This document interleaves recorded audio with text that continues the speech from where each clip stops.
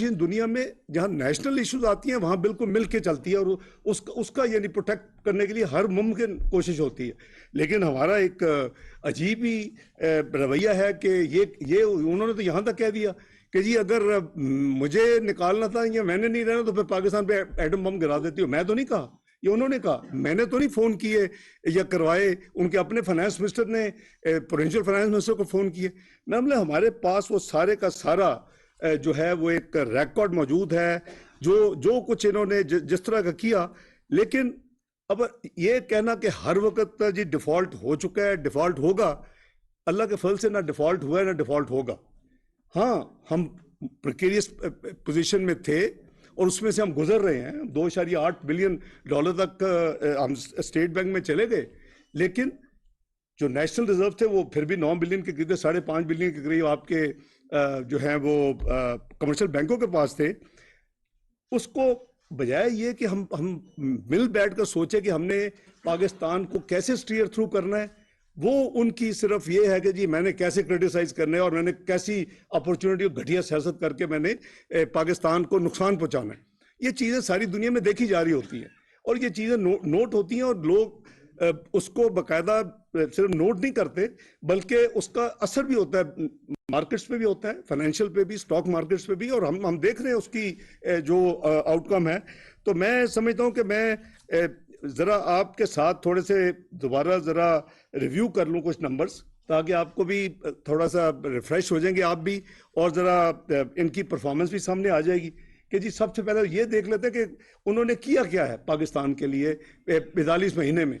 और फिर मैंने तो नहीं कहा, जो उनके लाने वाले थे उन्होंने कहा कि अगर ये रह जाते तो ये पाकिस्तान खतरे से खाली नहीं था। मैं अल्फाज भी वो नहीं इस्तेमाल कर रहा, ये उन्होंने यहां तक कह दिया कि पाकिस्तान तौबा नौजबिल्ला खत्म, ये टूट जाता। ये मैं तो नहीं कह रहा, ये वो कह रहे हैं जिन्होंने उनकी हैंड होल्डिंग की, उनको लाए, इलेक्शन को इधर उधर किया, फिर उनको प्रोटेक्ट किया। आपको पाबंदी लगाई, 100 दिन नहीं बोलना, 6 महीने नहीं बोलने, साल नहीं बोलना।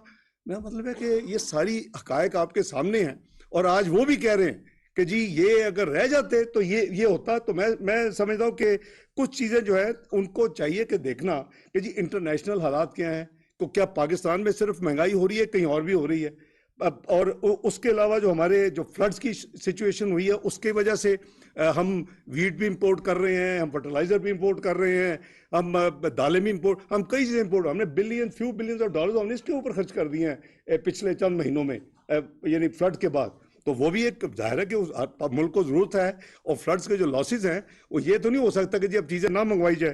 तो जो मिसमैनेजमेंट और जो बैड गवर्नेंस थी, वो मैं समझता हूं कि वो वजह बनी है पाकिस्तान की इस पॉइंट के ऊपर आने पे। वो मैं जरा बाद में आपको थोड़ा सा मजीद आपसे अपने माइंड शेयर करूंगा, लेकिन पहले मैं उनके चंद जो उनके हैं ना जी की फिगर्स, वो मेरे ख्याल हम जरा रिफ्रेश कर लेते हैं कि जी किधर थे और किधर पाकिस्तान को लाके खड़ा कर दिया। आपको याद होगा कि जो फिस्कल डेफिसिट था वो इन्होंने 7.9% पे छोड़ा, और जो करंट अकाउंट डेफिसिट था वो 4.6% ऑफ जीडीपी पे छोड़ा, जो कि करीबन $17.5 बिलियन था। जो ट्रेड डेफिसिट था वो करीबन 39.7 बिलियन डॉलर पे इन्होंने छोड़ा। ये एक हकायक है जो कोई डिनाई नहीं कर सकता, ना खान साहब डिनाई कर सकते, ना हम में से कोई डिनाई कर सकता है। हाँ, ये बात जरूरी है कि यानी जो परफॉर्मेंस थी और जो इंडिकेटर्स थे, वो अगर आप 2013 के इंडिकेटर देखेंगे और 2018 से कंपेयर करेंगे तो पाकिस्तान किसी और जगह पे खड़ा, और आज हम किसी और जगह पे खड़े हैं। ये हमने ये जो एक साइकिल गुजारे हैं 2013-18 का, 20 से 18-22 का, और अब जो उसमें से गुजर रहे हैं ये उसी की जो है बाकियात में से गुजर रहे हैं, उसी के तबाही के जो कंटिन्यूटी उसको रोक के या उसको कम करके उसमें से गुजर रहे हैं। तो इसी तरह जो आपकी जीडीपी ग्रोथ है, जो किसी भी मुल्क के लिए सबसे ज्यादा जरूरी है, और उसी से आपकी खुशहाली होती है, उसी से आपकी तरक्याती काम चलते हैं, उसी से आपके लोगों को रोजगार मिलता है, उसी आपकी फीका सामने होती है। इन्होंने क्या किया, वो बहुत कह दिया मैंने तो बहुत हाई जीडीपी ग्रोथ छोड़ी थी। ओ भाईजान, हमारी एवरेज जो थी 5 साल की 4.7% थी। नंबर आपके पास है, इकोनॉमिक सर्वे आपके पास है, यू हैव एन एक्सेस। और आपकी जो एवरेज है, हालांकि लो बेस के ऊपर आपने जब 51 बिलियन तबाही की जीडीपी की एक साल में डॉलर की, तो उसके नतीजे में आपका फिर बेस लाइन हुई तो वो उसको भी छोड़े, सिंपल एवरेज निकाल लें, इनकी 3.5 है भाई, 4.7% जीडीपी ग्रोथ एवरेज एक गवर्नमेंट की अच्छी है या 3.5 आप कहते हैं ये गवर्नमेंट तबाही कर रही। इसी तरह आप इनकी जो यानी देखेंगे कि इनके टेन्योर में एक 26 बिलियन की जीडीपी में ग्रोथ हुई है, 26 बिलियन डॉलर की बात कर, और 5 साल में पीएमएलएन के जो 2008-13 थे उसमें 112 बिलियन डॉलर की ग्रोथ थी। ये आपके सामने है, अगर कोई इसको डिनाई कर सकता है तो मुझे साबित कर दे कि जी नहीं आपकी 112 नहीं है और उनकी 26 नहीं है। इसी तरह पर कैपिटा इनकम है, देखे ना, फीकस आमदनी लोगों ने तो उसी को देखना है।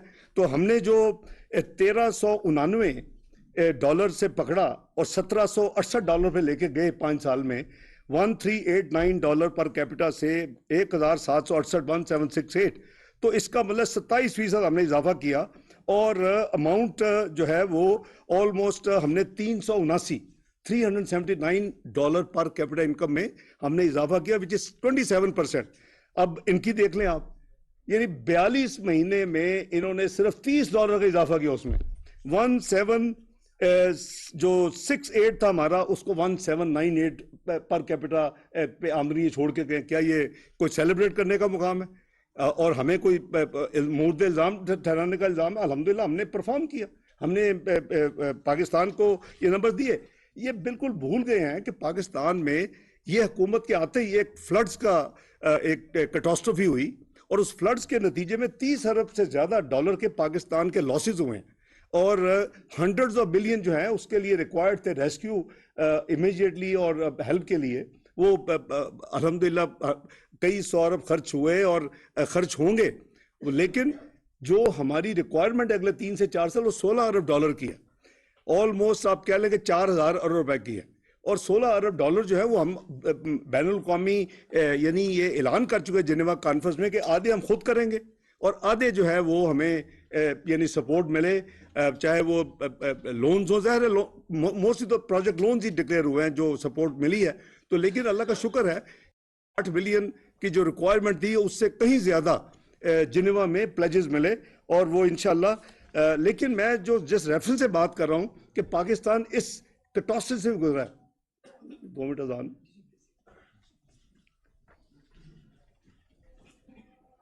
वफाकी वज़ीर ख़ज़ाना सेनेटर मोहम्मद इसाक डार इस्लामाबाद में न्यूज़ कॉन्फ्रेंस कर रहे हैं। उन्होंने कहा कि पाकिस्तान किसी सूरत डिफॉल्ट का हुकूमत के दौरान अपने सूबाई वज़रा के जरिए की जो मेन कमोडिटीज है उसमें 2021 वजह से हमें ऑब्वियसली फॉरेन एक्सचेंज खर्च करनी चाहिए तो की है, लेकिन वो जो ये फरमाते हैं कि जी गरीब आदमी की कमर टूट गई, तो वो बिल्कुल इस जो हमारी इन्फ्लेशन है वो इस वक्त 26% करीबन जुलाई से फरवरी का जो नंबर है वो 26.2% है। यहाँ आई एम श्योर सब लोग अप टू डेट हैं। एवरेज जुलाई से फरवरी की बात कर रहा हूँ अब सनाउल्लाह साहब। तो आपकी जो कोर इन्फ्लेशन है, दुनिया में कोर इन्फ्लेशन मैटर्स, बाकी तो इंपोर्टेड है, तो जो कोर इन्फ्लेशन है आपकी और उसका जो आपका जो रेट है वो एवरेज 19% है, यानी बिटवीन अर्बन एंड रूरल उसकी 19% के करीब है।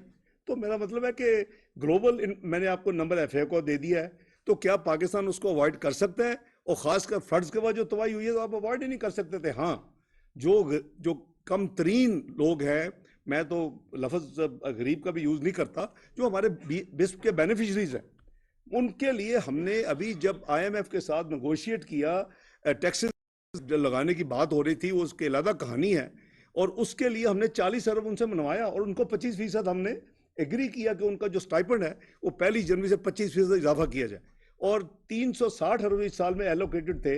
इन मुश्किल तरीन हालात में भी उनका ख्याल रखा गया और हमने उसको 400 अरब किया और उनकी कॉन्सेप्ट हमने ली उनके जाने से पहले, पार्ट ऑफ दी ये इस रिव्यू का हिस्सा है 9वें का, और उनको जितने बेनिफिशियरी हैं उनको 25% 1 जनवरी 2023 से ये इंक्रीमेंट उनको मिलेगी और मिल रही है। इसी तरह आपका किसान पैकेज आपको मैं शेयर कर चुका हूं कि 2000 अरब से ज़्यादा वो था। वो जाहिर के फार्मर जो है वो भी उनकी हैंड होल्डिंग और सारा आपने देखा कि 400 अरब के तो उसमें क्रेडिट लाइन बढ़ाई गई, कई उसमें फैसिलिटीज दी गई। 1819 अरब तो क्रेडिट लाइन थी, पर यूनिट जो है उनका पीएयू जिसके ऊपर लोन्स होते हैं उसको इंक्रीज किया गया, 10,000 किया था 4,000 से हमने। तो ये सारी चीज़ें किस लिए की गई कि भी जो कुछ हो सकते हैं हुकूमत को चाहिए कि जी जो कम आमदनी वाले लोग हैं, जो हमारे किसान मजदूर ये बहन भाई उनकी मदद करें, वो हम कोशिश कर रहे हैं।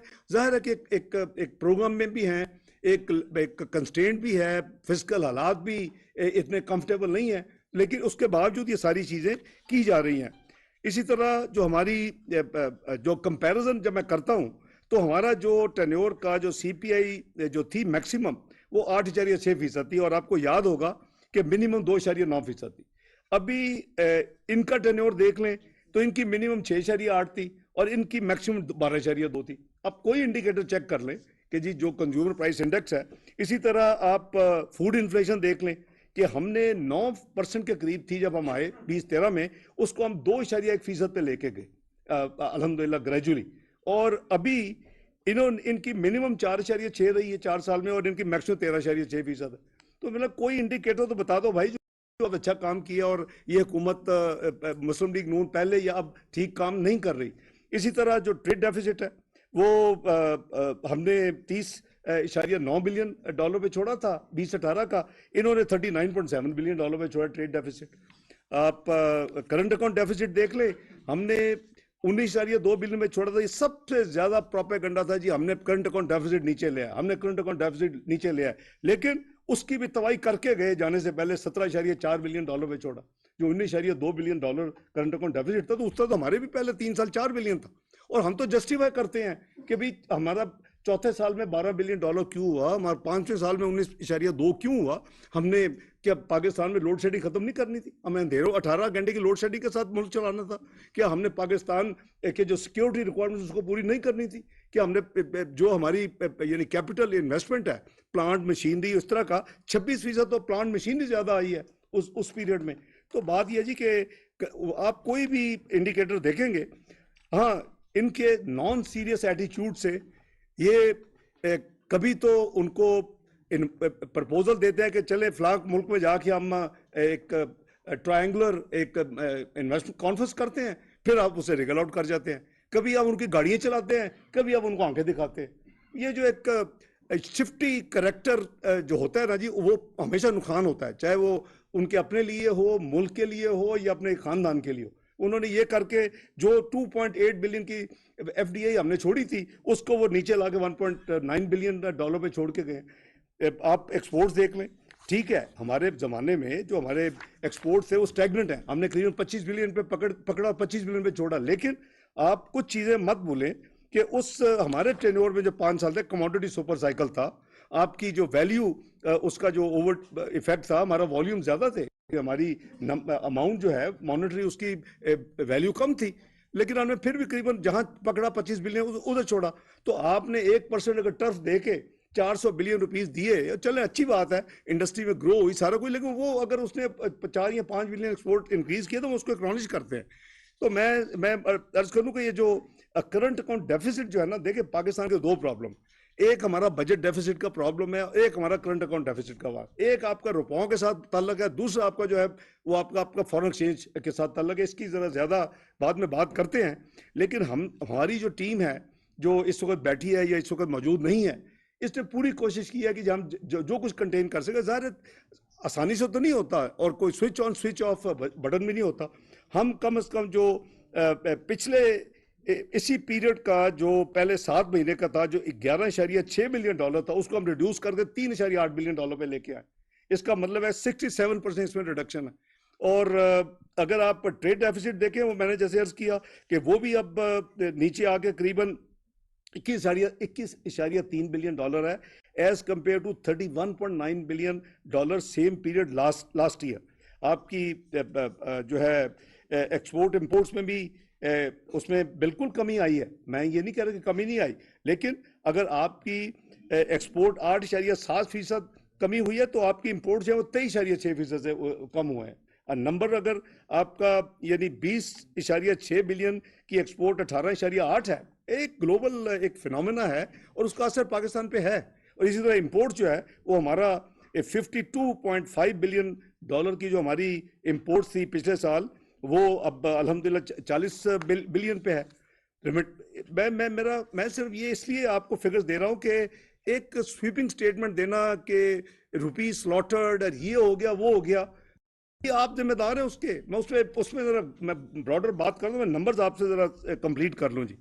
इसी तरह ये जो हमारे फॉरेक्स रिजर्व्स की बात हो रही है कि जो उसमें कमी है, भाई क्यों कमी है कि आपने पहले एक प्रोग्राम किया, उसकी आपने कंडीशंस मानी, कौम को आपने प्लेज कर दिया, आने वाली हुकूमत को प्लेज कर दिया, उसको आपने ना सिर्फ इंप्लीमेंट नहीं किया बल्कि उसको रिवर्स कर दिया, पाकिस्तान की क्रेडिबिलिटी को जीरो कर दिया। कोई पाकिस्तान को एतवार करने के लिए तैयार नहीं है जब तक आप कर ना दें। जो प्रायर एक्शंस बोर्ड में जाने से पहले होते थे वो प्रायर एक्शन अब स्टाफ लेवल एग्रीमेंट से पहले करने की हमें यानी मजबूरी हो गई।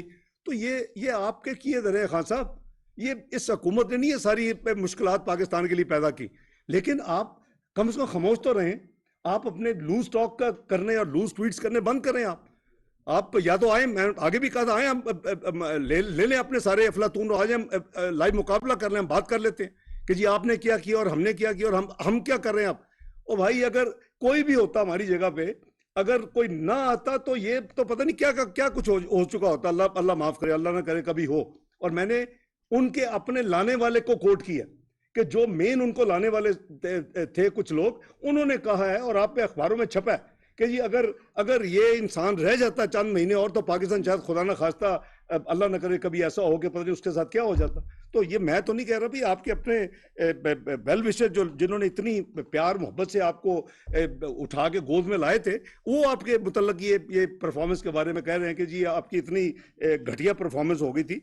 इसी तरह फॉरेन एक्सचेंज रिजर्व जो है वो मैं जैसे अर्ज किया कि हमने इस वक्त जो है वो आपको पता ही है कि करीबन 2 हफ्ते पहले ये 2.8 बिलियन टच कर गए थे, अभी 3.82 बिलियन स्टेट बैंक के पास अल्हम्दुलिल्लाह पहुंच चुके हैं। और कमर्शियल बैंक जो हैं वो 5.44 बिलियन है एज ऑफ नाउ। तो ये करीबन 9.26 बिलियन के रिजर्व्स हैं, लेकिन ये इसमें मजीद इंशाल्लाह इजाफा होगा। मैं समझता हूं कि चाइना ने बहुत दोस्ती का सबूत दिया है। हमने सबसे पहले मैं ये अर्ज कर दूं, हमने पेमेंट्स कितनी की। हमने करीबन इस वक्त जो पेमेंट्स की है फॉरेन एक्सचेंज की इस प्रोसेस में, वो हमारी 6,503 मिलियन यानी 6.5 बिलियन डॉलर हमने पेमेंट्स की हैं रिसेंटली। और ये इसमें से 1 बिलियन अगर आप वो सकूक को बॉन्ड जो था उसको निकाल दें, वो 5.5 बिलियन की हमने रीपेमेंट्स की हैं। और नॉर्मली क्या होता है, आपका डेट तो कम नहीं होता एक्सटर्नल, वो हमेशा अगर हो तो बड़ी अच्छी बात है, लेकिन हमेशा ज्यादा होता है पिछले साल से, क्योंकि जाहिर है कि अभी आप के सोना और तेल और इस तरह की चीजें नहीं निकली। वो हमने जो पेमेंट्स की है उसमें 2 बिलियन हमने चाइना के बैंकों को दिए, चाइना डेवलपमेंट बैंक और आईसीबीसी, और करीबन 3.5 बिलियन के करीब हमने दिए अदर यानी यूएई के और दूसरे बैंक्स, उसमें को स्विस भी थे। ये पेमेंट ड्यू थी और हर हुकूमत पिछली पेमेंट्स को ड्यू जो होती है उसको पेमेंट करती है, कोई अनयूजुअल नहीं है। लेकिन ये जनरली दोबारा या रिन्यू हो जाती हैं या रोल ओवर हो जाती हैं या आपको नया लेंडर रिप्लेस कर लेता है, आपका स्टॉक जो है वो कम नहीं होता। लेकिन इस वक्त एक्चुअली हमारा जो स्टॉक है वो अभी आपको मैं नंबर्स दूंगा, वो कम हुआ है इस पीरियड में, जो खासकर ये हम गुजर रहे हैं। अगर ये पैसे वापस आ जाते तो आपके रिजर्व लेवल मच बेटर होते आज।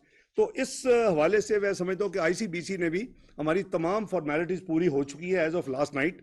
1.3 बिलियन हमने उनको पिछले चंद महीनों में वापस किया है, 500, 300 वो इसको वापस पाकिस्तान को दे रहे हैं। ये फैसिलिटी रिन्यू उन्होंने रोल ओवर कर दी है। ये 500 मिलियन अगले एक अपना वर्किंग डेज, आज ही आ जाए, मंडे आ जाए, Tuesday, but it has been triggered.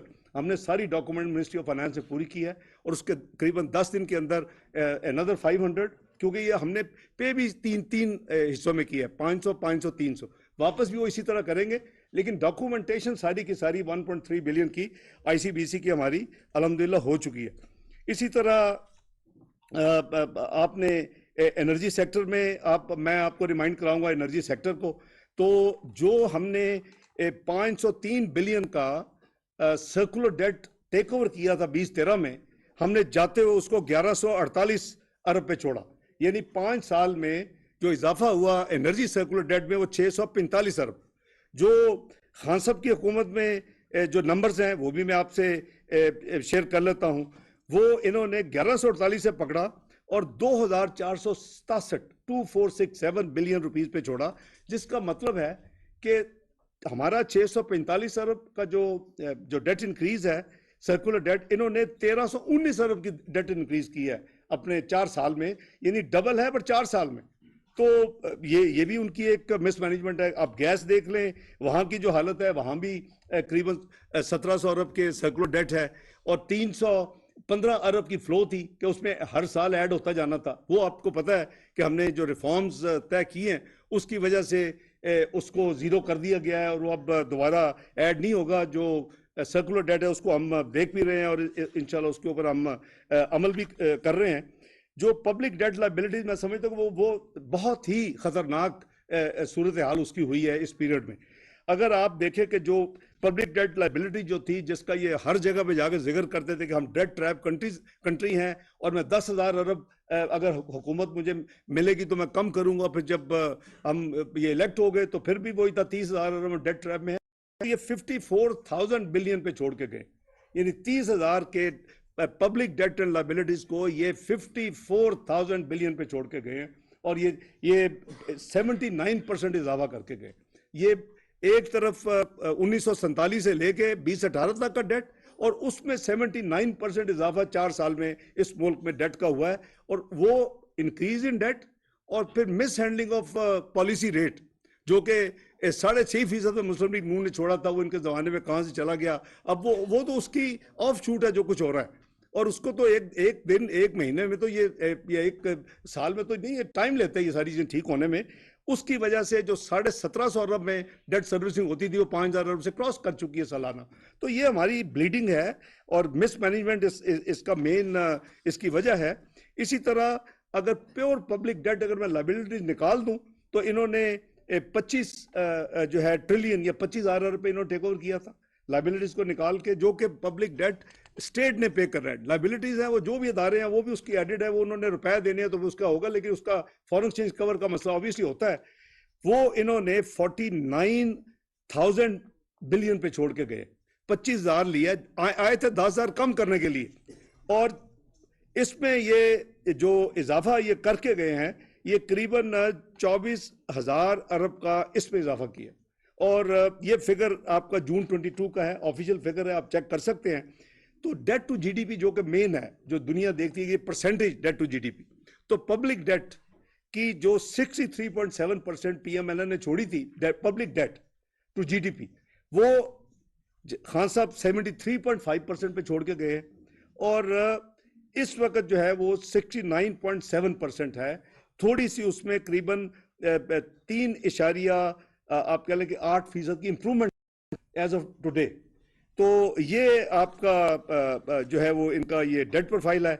आप ऑब्वियसली इनकी जो है एक्सटर्नल लायबिलिटीज वो और ज्यादा खौफनाक है कि external liability debt and liability जो हैं वो जून 2018 में $95 बिलियन थी, जून 2018।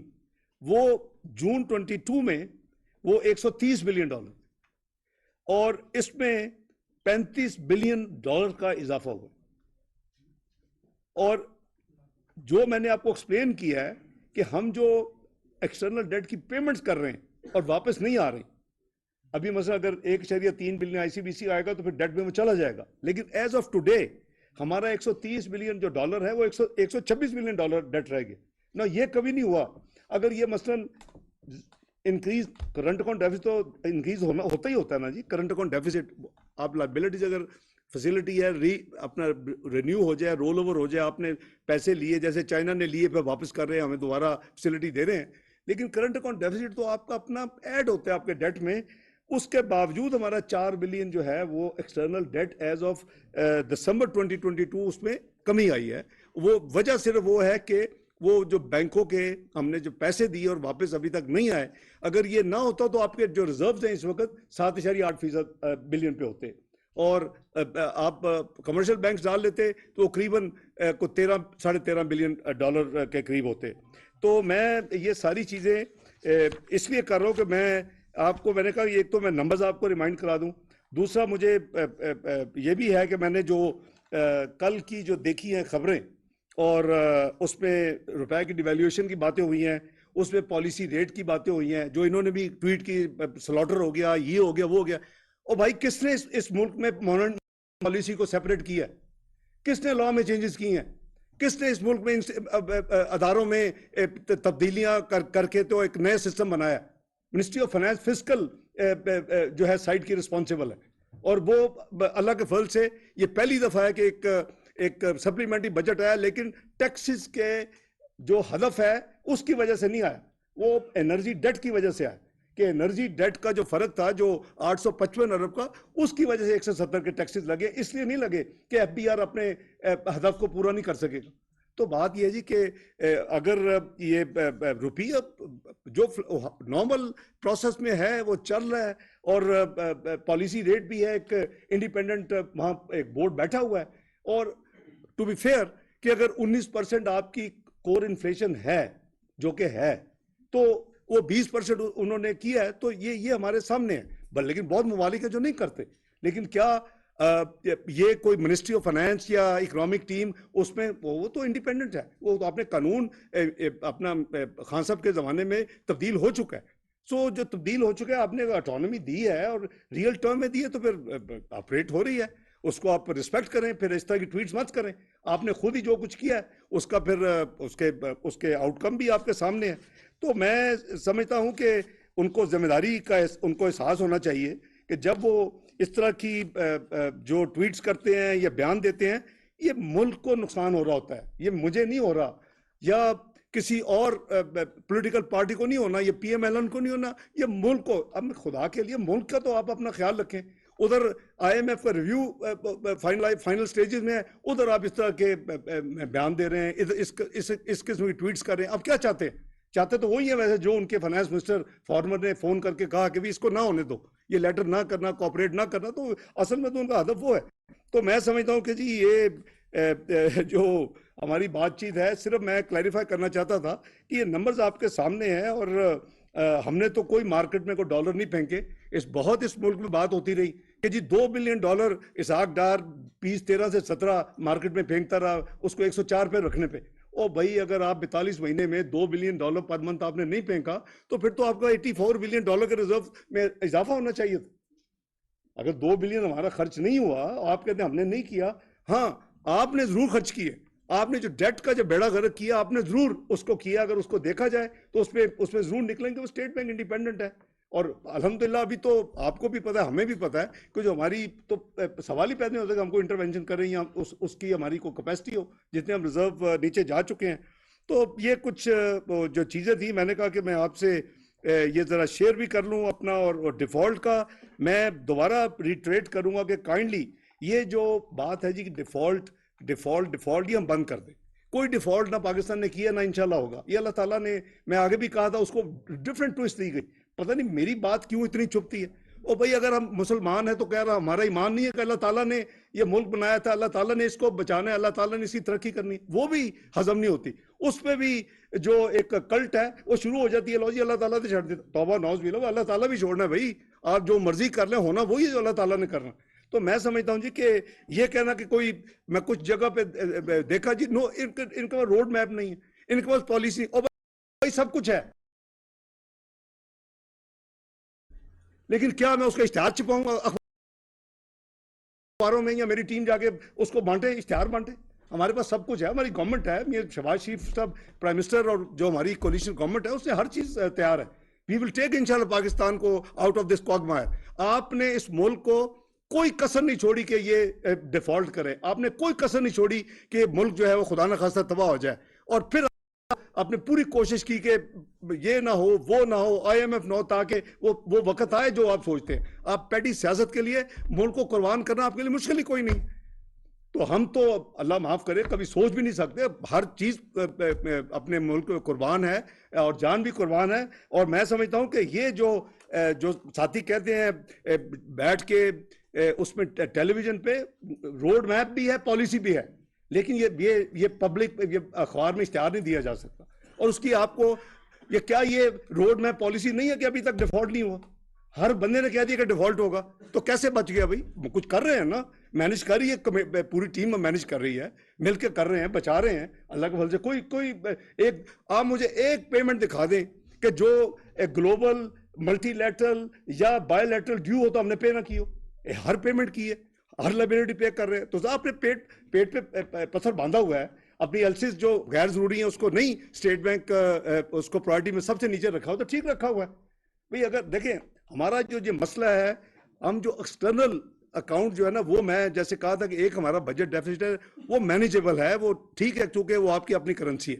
जो हमारा एक्सटर्नल है, हमें उतना खर्च करना चाहिए जितना हमारे रिसोर्सेज हैं, इसको हमें मैनेज करना पड़ेगा, वरना हम ब्लैकमेल होंगे। और ये इसकी जो है अशद जरूरत है।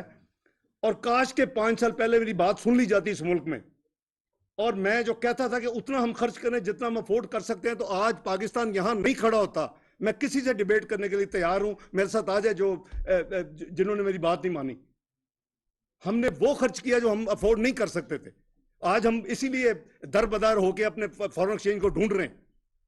मैं मशकूर हूं कि जो अदारे हैं उनकी जो लीडरशिप है, they are fully cooperating now.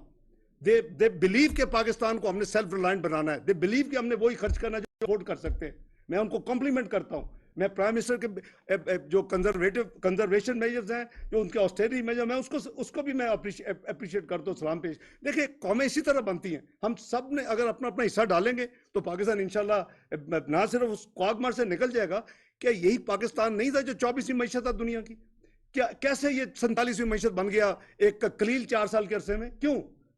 उसकी वजूहात हैं, और उसको हमने अपना इंट्रोस्पेक्शन कर रहे हैं, अपना हमने उसको तजिया कर रहे हैं, और फिर हमें चाहिए कि हम आइंदा के लिए अपने आप को ठीक रास्ते पे लगा दें। बहसियत कौम, ये हुकूमत आनी जानी है। ये आज हम हैं, कल कोई और था, कल कोई और होगा। इसमें इसमें इसमें कोई ऐसी किसी की परपेचुअल कोई नहीं है, ये कोई मनार्की नहीं है। लेकिन ये जरूर होना चाहिए कि जो मर्जी आए, मैं कोई आवाज में तो नहीं ये कहता था कि चार्टर ऑफ इकोनॉमी होनी चाहिए। अगर हुई होती, मेरी बात मानते 2013 में, 14 में, 15 में, 16 में, 17 में, तो कम से कम आवाम आपको पकड़ती कि आपने ये साइन किया था, आप क्यों इसको कर रहे हैं, डिरेल कर रहे हैं, ये इसको फ्लाउट कर रहे हैं। नहीं किया। अब इनको याद आ जाती है चार्टर ऑफ इकोनॉमी की। उस वक्त किसी को कान पे जूं जूं जूं तक नहीं रेंगती थी। तो बात यह जी कि ये वो नॉन एंटिटीज हैं कि जी रिजाइन करे। भाई क्यों रिजाइन करूं मैं? कौन हो तुम? बिलियंस ऑफ रुपीज जाके जो डिफेंड दे गए थे, तुम्हें तो जेल में होना चाहिए। तो बात यह है जी कि मैं एक इबादत समझ के कर रहा हूँ, मुल्क को जरूरत होगी, मैं हाजिर हूँ पार्टी को, कोलिशन पार्टी को। मुझे मत बताएं टॉक शोज में बैठ के, मुझे पता है आपने क्या किया। आपने इस मुल्क का बेड़ा गर्क किया। आपका रेवेन्यू इकट्ठा नहीं हुआ, आप बीमार हो गए, आप जाके दूसरे शहर में मुंतकिल हो गए, अभी तुम बैठते हो आके सियासत करते हो, ऐसे थर्ड रेटेड किस्म की सियासत करते हो। मुल्क को भी नुकसान पहुंचता है, मुझे तो नहीं पहुंचता। मुझे क्या फर्क पड़ना है? मैं तो अल्लाह के फल से, मेरी तो सैलरी भी आज से 30 साल तक हमेशा चैरिटेबल कामों में जाती है, या किसी हॉस्पिटल में जाती थी, या यतीम खाने में जाती। मैं अपने मुल्क के लिए कर रहा हूँ। तो मुझे अगर अपना इस पीडीएम ने, हुकूमत ने मुझे एक जिम्मेदारी दी है, मैं पूरी कोशिश कर रहा हूँ। ये अमानत है, कौम की अमानत है, पीडीएम हुकूमत की अमानत है। अल्लाह ताला ने जितना काम लेना है। लेकिन इस तरह के थर्ड रेटेड बैठ के बातें मत करें जो मुल्क को नुकसान होगा। जी कोई पॉलिसी नहीं है, कोई रोड मैप नहीं है, मुल्क डूब रहा है, इससे डिफॉल्ट हो चुका है, डिफॉल्ट हो जाना है। ये मैं समझता हूँ कि कौम के साथ और मुल्क के साथ ज्यादती है। जी बहुत शुक्रिया जनाब। ये तो अच्छा किया कि आज आपने न्यूज़ कॉन्फ्रेंस कर दी। यूजली बहुत रिपोर्टर जो हैं वो आपसे एक्सपेक्ट कर रहे थे कि आप मीडिया से इंटरेक्शन नहीं करते, आज आप मीडिया के सामने आ गए। एक बात बड़े वसूख के साथ कही जा रही है कि पाकिस्तान के हालात इतने अबतर हो रहे हैं कि आप फाइनेंशियल इमरजेंसी लगाना चाहते हैं। एक पॉइंट ये क्लियर करें।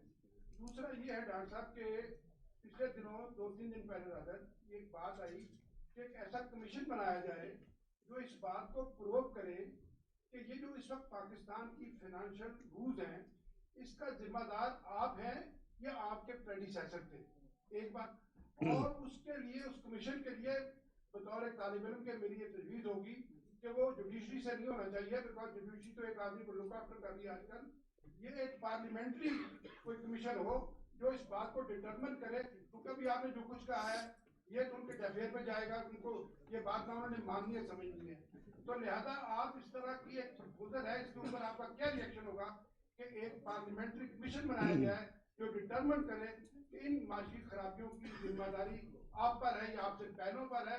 और एक आखिरी छोटी सी बात कि ये जो मुश्किलात चल रही है पाकिस्तान की और आम आदमी की, गरीब आदमी की, इसकी डेडलाइन कब क्या है, कब तक ये इनको राहत मिल सकेगी? शुक्रिया जनाब। आपने अपना साले साहब 3 सवाल किए हैं। अब कोई एज ऑफ नाउ कोई फाइनेंशियल इमरजेंसी की ज़रूरत नहीं है, ना ही कोई प्लान है, ना ही अंडर कंसिडरेशन। नंबर 1, ये मैं आपको बड़ी जिम्मेदारी से शेयर कर रहा हूँ कि कोई ऐसी बात नहीं है। नंबर 2, जो आपने कमीशन की बात की, फाइनेंशियल रूल्स की बात की, मैं 100% सपोर्ट करता हूँ, लेकिन पार्लियामेंटेरियन का ना बनाए। वो हम एक ही फैमिली हैं सारे पार्लियामेंटेरियन। बेहतर है कि इंडिपेंडेंट एक्सपर्ट्स का बने, जो प्रेफरेबली जिनकी क्रेडिबिलिटी हो, जो अपना ए पॉलिटिकल हो, और ज़रूर बनना चाहिए। और उसका टीओआर सबसे पहला ये होना चाहिए कि 24th इकोनॉमी से 47th क्यों बनी, उसके रीजंस, और उसका ताकि हम सबक सीखें। जब मैं ये नहीं कह रहा कि खुदा ना खास्ता कोई आप किसी को फांसी लगा दें, लेकिन उसका हम सबक सीखें ना। ये तो एक हकीकत है कि मैंने तो नहीं रेटिंग की ना, मैंने तो 24 जो रेटिंग पाकिस्तान की थी मैंने तो नहीं की, प्राइस वाटर्स कूपर्स ने की थी, या 47th की तो ग्लोबल अदारे ने की है पिछले साल। तो ये बनना चाहिए। और जो हमारी कमजोरियां हैं इस तरह के जो हमारे, उसको जरूर देखना चाहिए, उसको उसके ऊपर फिर हमें सबक सीखना चाहिए। ये नहीं कि फिर वो किताब की या रिपोर्ट की सूरत में कभी बाहर ही ना आए, हमूदुर रहमान कमीशन की रिपोर्ट हो या एबटाबाद की हो या इस तरह को, उसको फिर कौम को देना चाहिए और कौम को पता। मैं बिल्कुल, जहां तक मुश्किलात है, देखें हमारी पूरी कोशिश 2013 में इसी किस्म के सवाल थे, जब आप हम सब इकट्ठे बैठते थे कि यह कब होगा, मैक्रो इकोनॉमिक स्टेबल कंट्री है, 7 महीने में डिफॉल्ट है, डॉक्टर साहब 200 कितों निकलोगे, यही थे ना जी उस वक्त। तो मैं देखें, मैं अपने आप को, तो मैं एक बड़ा हम्बल और बहुत आजिज सा इंसान हूं। मैं समझता हूं कि हमने पूरी कोशिश करनी है, जो अल्लाह ने कोई इल्म दिया है, सोच दिया है, कोई तजर्बा दिया है 30 साल में, उसको पूरा तरह का, बाकी रिजल्ट्स साले सब अल्लाह ताला देते हैं। और वो मुल्क जिसको कोई सोच भी नहीं सकता था, वो 3 साल में उसकी सारी दुनिया तारीफें कर रही थी, रेटिंग्स एजेंसी तारीफें कर रही थी, तमाम world bank, IMF, Asian development bank, आप यू नेम इट, IFC, सब उसके सरबराह आपके मुल्क में आ रहे थे, इसी कैपिटल सरीना और मैरियट में बैठ के आपकी तारीफें करें। तो अल्लाह तो अब भी हमें मुकम्मल यकीन ईमान के साथ कोशिश करनी, वो हो रही है। वो मैं अपनी टीम का बेहद मशकूर हूँ कि ये बेचारे ना हफ्ता देखते हैं, ना इतवार देखते हैं, ना रात देखते हैं, ना दिन देखते हैं। तो वो हम लगे हुए हैं, और आपकी दुआएं और कौम की दुआएं, इंशाल्लाह हम निकल जाएंगे, मेरा यकीन है। और मैं तो यहाँ तक कॉन्फिडेंट हूँ कि ये 30 जून तक हम इंशाल्लाह इस स्टेट बैंक के रिजर्व जो है $10 बिलियन से ऊपर ले जाएंगे, और नेशनल रिजर्व 16 बिलियन के करीब इंशाल्लाह अल्लाह ने चाहा चले जाएंगे। सर क्वेश्चन ये है इस वक्त पूरी कौम की जो नजर है वो IMF के प्रोग्राम के ऊपर है कि आपके जो सारी जो प्रायर एक्शन थे अगर वो कंप्लीट हो गए, और ये भी बता दें कि वो हो गए या नहीं हुए, उसका क्या स्टेटस है, और कब तक आप स्टाफ लेवल एग्रीमेंट एक्सपेक्ट कर रहे हैं, और बोर्ड की अप्रूवल कब एक्सपेक्ट कर रहे हैं, सारी चीजें इसके साथ इस वक्त जो चीज़ें मेरे पास में क्या नहीं से वो बता देता हूँ, जो बाकी है वो आपके उनसे भी दोस्ती, उनसे पूछ लें। तो हमने जितने प्रायर एक्शंस करने थे जी, सो फार अल्हम्दुलिल्लाह हमने पूरे कर दिए। एक नया प्रायर एक्शन इस कम्युनिकेशंस में अरप्ट हुआ था, क्योंकि हमारी माशाल्लाह 4 वर्जन हम एक्सचेंज कर चुके हैं आहिस्ता आहिस्ता। ये भी हिस्टोरिक है, तारीख लिखी बन रही है। तो वो भी हमने ECC परसों करके उसको भी कर दिया। और वो जो नेक्स्ट ईयर का जो सरचार्ज वगैरह था ना जी, तो वो भी इंशाल्लाह बाय सर्कुलेशन विद इन 24 आवर्स मैं एक्सपेक्ट कर रहा हूँ कि कैबिनेट कर देगी। तो हम कोशिश कर रहे हैं जी कि हमारी उससे कोई डिले ना हो। अब मेरे पास नंबर्स नहीं है, जो भी है वो तो छप चुके हैं अखबार में। हैं जी, है जी, लिखा हुआ है यार, ये कैसे हो सकता है कि नहीं होगा। अच्छा चले, मैं आपको अभी मंगवा देता हूँ जी, मैं मंगवा देता हूँ आपको। अच्छा डॉक्टर साहब आपसे क्वेश्चन ये है, डॉक्टर साहब मेरा ताल्लुक खैबर टीवी से है, डॉक्टर साहब मेरा ताल्लुक, डॉक्टर साहब सर ये क्वेश्चन आप लीजिएगा। मैं ये कंडक्ट कर रहे हैं यार, मैं आपकी मेहरबानी भैया। सर ये फिर एक ही तरफ सारे क्वेश्चन जा रहे भैया हैं। इधर भी आओ जी। जी जी जब आप तशरीफ लाए पाकिस्तान तो उस दिन $20 नीचे आया ना, आपने कहा कि अभी तो मैंने डंडा नहीं घुमाया, लेकिन कल आपने देखा है कि डॉलर तकरीबन 15 से 18 रुपए अचानक से इंक्रीज कर गया। उस वक्त आप एज अ फाइनेंस मिनिस्टर और स्टेट बैंक की रेट कहाँ की कुछ नजर नहीं आया। सेकंड सर, ये भी बता दीजिए कि डॉलर की जो स्मगलिंग हो रही है इसको कंट्रोल करने के लिए, रोकने के लिए आप कोई एजेंसियों के साथ मुशावरत कर रहे हैं, कोई उनको खत लिख रहे हैं कि इसको फौरी तौर पे कंट्रोल जी जी भाई, ये बिल्कुल आपने जो फरमाया, देखें मैंने अभी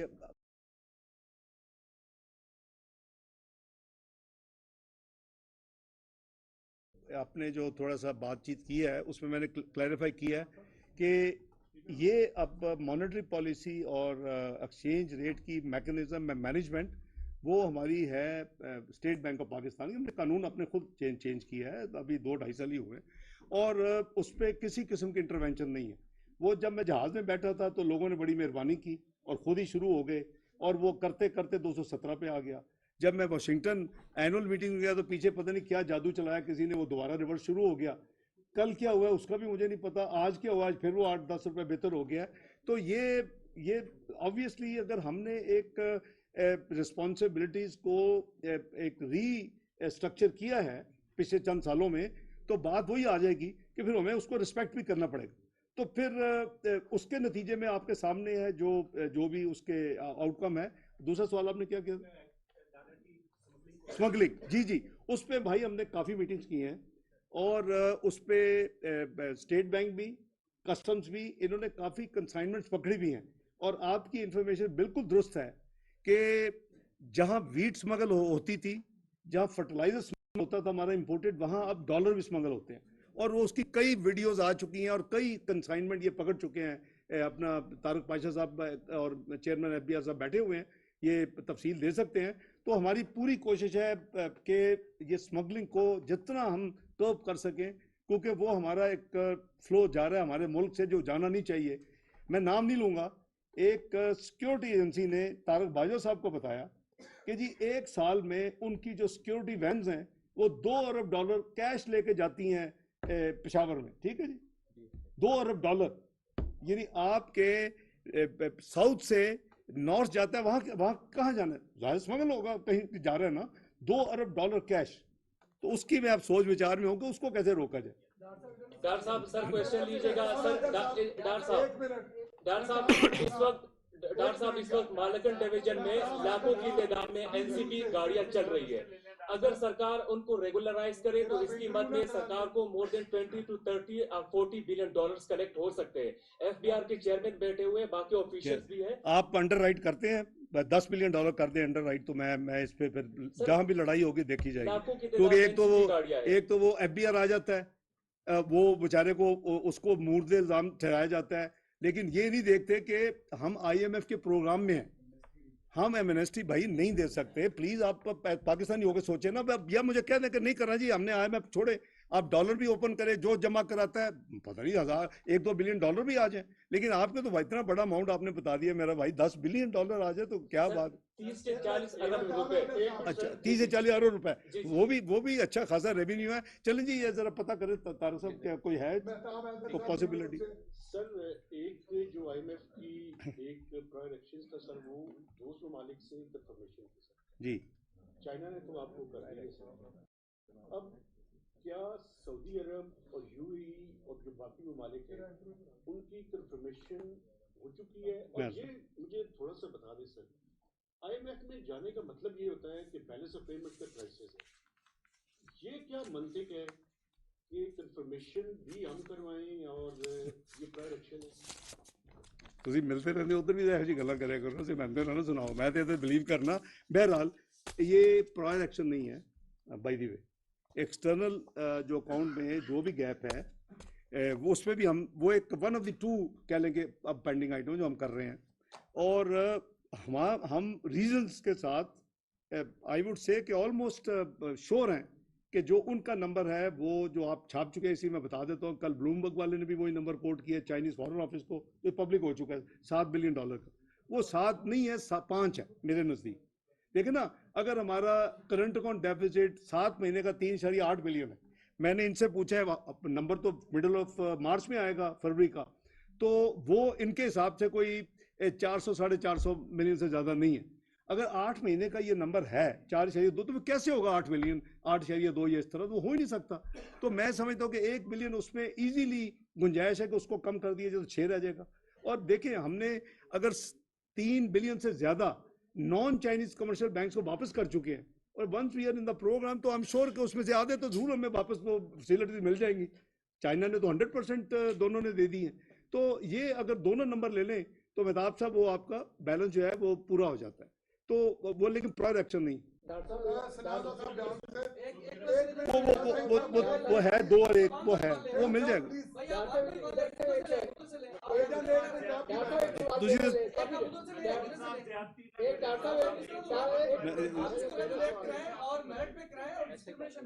ठीक है रियाज तहीम साहब आप फरमाएं, सवाल फरमाएं। ऐना नाराज ना हो यार, रोजे आने वाले और रोजे सर आप सवाल करें। रमजान आने वाला है, कुछ सौदा सब्र कर ले यार।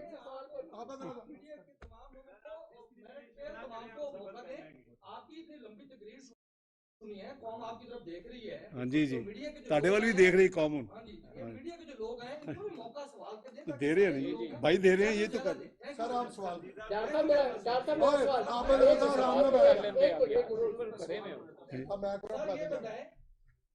पीडीएम की गवर्नमेंट ने अप्रैल से लेकर अब तक कितने कर्ज लिए हैं, कितना कर्ज लिया है, और उस कर्ज की वजह से जो गुर्बत से लकीर है उसके नीचे कितने लोग हैं, ये आप डाटा मुझे बताइए। Simple question. आप इतने साहब ने कल कहा है कि मईशत के साथ अब खिलवाड़ हो रहा है, इसका जवाब देखिए उनका सवाल तो मैं उन्हीं से पूछ लें। मुझे नहीं मैं जवाब देना मुनासिब नहीं समझता। उन्होंने मेरे नीचे इन्वेस्टमेंट बोर्ड में काम किया हुआ है, मेरे नीचे प्राइवेट में मैंने उनको पौधा लगाया हुआ है, तो इसलिए मैं मुनासिब नहीं है कि मैं को उनके खिलाफ को बात करूँ या जवाब दूं। हाँ, जो आपने भाई पहली बात की है उसका मैं समझता हूँ कि हमारे जो है ना डेट, एक तो हमारी मेन जो रीपेमेंट्स हैं, जाहिर है कि वो तो नया कर्जा लेके पुरानी रीपेमेंट्स होती हैं, लेकिन जो आपका करंट अकाउंट डेफिसिट है वो तो डेफिनेटली आपका जो है, अगर आप मुझे पहले ये सवाल देते मैं एक्चुअली नंबर लेके आता, नंबर मिल सकता है, कोई ऐसी बात नहीं है, and we will provide you the number. लेकिन इसकी वजह से आप जो कह रहे हैं कि महंगाई में इजाफा या गुर्बत में इजाफा, इतना बड़ा कर्ज नहीं लिया। जो आपके पास बजट डेफिसिट है वो बिल्कुल कर्जों में इजाफा होगा और कोई भी उसको डिनाई नहीं कर सकता। जिस साल का बजट डेफिसिट होता है उसका मतलब है कि जाहिर है कि वो आपको किसी ने तोहफा तो नहीं देना, आपने वो कर्ज ही लेके करना है। लेकिन आपको नंबर एग्जैक्ट चाहिए तो मैं आपके नंबर मैं लगा देता हूँ, लेकिन एक्सटर्नल डेट तो मैंने भी आपको अर्ज किया कि दिसंबर तक $4 बिलियन कम हुआ, 130 बिलियन से 126 बिलियन पे as of today, sorry as of December end. जी डॉक्टर साहब छोटे 2-3 सवाल हैं। एक तो इमरान खान साहब कहते हैं कि ये इम्पोर्टेड हुकूमत है, अमेरिका से आई है जी, तो इस IMF में जो आपको गैर मामूली सिचुएशन का सामना है, आपसे कुछ बात भी हुई थी, इसमें अमेरिका का क्या रोल है? और आप तो उनके लाडले थे, आपने वो इमरान खान के बकौल आपको वो लेके आए, तो फिर आपकी इतनी मुश्किल क्यों है? दूसरा सवाल ये है, लाडले बदलते भी रहते हैं सर सदर ने आज पंजाब में इलेक्शन कराने का ऐलान किया, आपने फाइनेंस मिनिस्ट्री ने, भाइयों साहब को पता है आपको, आपने जवाब दिया कि पैसे नहीं है। अब आपको दोबारा लेटर आ रहा है, पैसों का भी बता दें। तीसरा ये है कि दोबारा आपको जून में आप जब IMF प्रोग्राम कंप्लीट होगा तो आप इतनी कंफर्टेबल पोजीशन होगी कि आपको दोबारा दूसरा IMF प्रोग्राम ना लेना पड़े। ये दो सवाल से मैं अर्ज करता हूँ। जी अच्छा, एक तो जो 30 अप्रैल के हवाले से जो पैसे की आप बात कर रहे हैं, देखिए वो एक लीगल प्रोसेस चल रहा है, और जहाँ तक मेरी इत्तला है कि governor KP is very clear कि जी वो वहाँ इलेक्शन नहीं हो सकते लॉ एंड ऑर्डर सिचुएशन की वजह से। अभी वो जो मेरी इत्तला है कि वो कोई अक्टूबर-नवंबर से पहले उनके हिसाब से इलेक्शन नहीं हो सकते, नंबर 1। नंबर 2, जहाँ तक पंजाब का ताल्लुक है वो गवर्नर और फिर ECP ने करना है। तीसरी जो कंट्रोवर्सी मैं मीडिया में देख रहा हूँ जब से ये फैसला आया कल से, वो एक ग्रुप कह रहा है कि ये फैसला 3 वर्सेस 2 से है, दूसरे लोग कह रहे हैं ये 4 वर्सेस 3 से है, और 2 जो पहले जिन्होंने जुडिशियल दे के उसके बाद बेंच रिकम्पोज हो गया, it's a very serious question. So अब क्या फैसला करती है PDM गवर्नमेंट, वो ऑब्वियसली मुझे अभी तक कुछ नहीं पता कि क्या वो रिव्यू फाइल करेंगे या क्या। अब जो लीगोस हैं तमाम पॉलिटिकल पार्टीज के, चाहे वो PMLN हो या PPP हो या JUI हो, सारी दूसरी पार्टीज भी वो फैसला करेंगी, जाहिर है कि। लेकिन जहाँ तक देखें, हमें फैसला ये कर रहा है इससे कॉमन सेंस, जो इस वक्त जो हमारे ज़ाहरी, और मैं बड़ी आपको दिल से ये बात करने लगा हूँ, जो हमारे ज़ाहरी और बातनी जो प्रेशर्स हैं ना इस वक्त, जो नज़र आ रहे हैं, जो नहीं नज़र आ रहे, जो आपके साथ शेयर किए जा सकते हैं, जो नहीं शेयर किए जा सकते, जो आपको बताए जाते हैं या जो नहीं बताए जाते, कंबाइंड टुगेदर, मैं समझता हूँ कि हम उस फेज से गुजर रहे हैं कि अगर हमने होशमंदी के साथ कंडक्ट ना किया तो खुदा ना खास्ता रियासत को नुकसान हो सकता है, और हमें रियासत को बचाना है।